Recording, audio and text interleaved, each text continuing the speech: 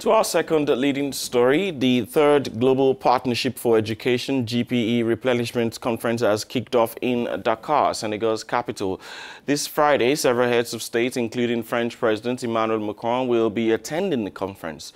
Also, leaders of UN agencies, as well as pop singer Rihanna and many others, engaged in promoting education, in particular improving girl-child education. The conference is aimed at reducing the number of out-of-school children, estimated at 264 million, according to UNESCO's Institute for Statistics, that is the UIS. Honestly, Jerry, it is important to note that today 80% of African children in their primary school-going years are in school. Now, a real boom since 2000, where only 60% had access to school. Over this period of time, the intake capacity was as doubled in primary and secondary school and tripled in access to higher education. Despite high population growth, Africa is a continent with the fastest growing access to primary education in the world. For instance, it took 40 years in the United States from 1870 to 1910 to increase the enrollment rate of girls from 57% to 88%, while Morocco achieved a similar increase in just 10 years, according to the World Bank 2018 development report devoted to education. And it is indeed a great pleasure to have with us now this young lady, Wadi Victoria Ben Erki. She joins us from Dakar, Senegal, from the conference. Wadi, thank you very much for joining us this morning on the program. First off, Wadi, why did you embrace this campaign for allowing more girls at school? Okay, the importance of girl-child education to me is because I happen to be one of the few girls from northeastern Nigeria who went through school, and I was privileged to finish university at the age of 20 last year. And that has given me an upper hand because I can now pursue my dreams and have a career. But many girls in that part of Nigeria are being married off at a very young age, and that means that their dreams have been shattered basically because they are now wives and young mothers have to be responsible for their families, and they will not be able to further their education. It is also important because I believe it improves a country's economy and also more sources of income for the family. And girl-child education is important because a girl will know her rights. She will be enlightened, she will be empowered, and she will be able to follow her dreams.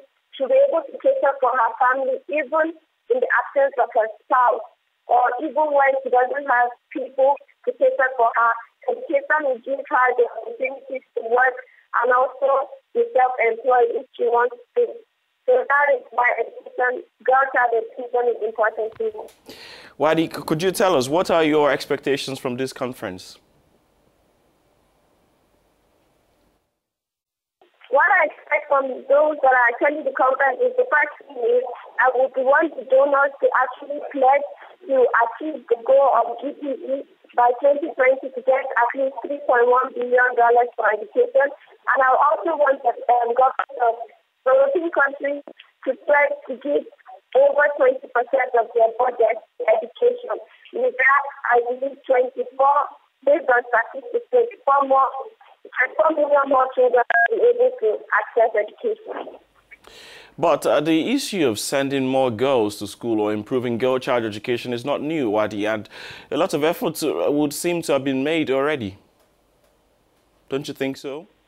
Well, it's not the first conference, yes, but this is the first time that youth are really active, and I believe we have some form of influence and some form of drive that will motivate these people, these leaders to step up, and also the agencies, donors. So it's not the first conference, but this is the first ever conference where there are even two co-hosts, that is France and Senegal. And this is the first time it's happening in Africa, which means there's actually hope. And we believe that with our relentless drive, what we want to achieve will actually be achieved, hopefully.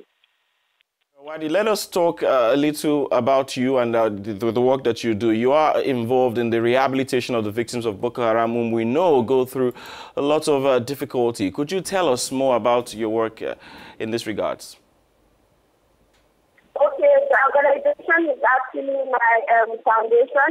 It's a growing organization, and it is really difficult because, firstly, we have limited funds, and also because we don't really have so much exposure or publicity.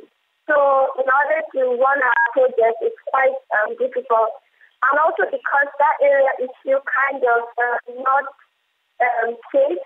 So when you want to go to that area, you have to consider so many things because the Boko Haram are still present. So it's a lot of things to consider, and people are not so receptive anymore because they've been affected, they've been marginalized, so they are not as receptive as they used to be.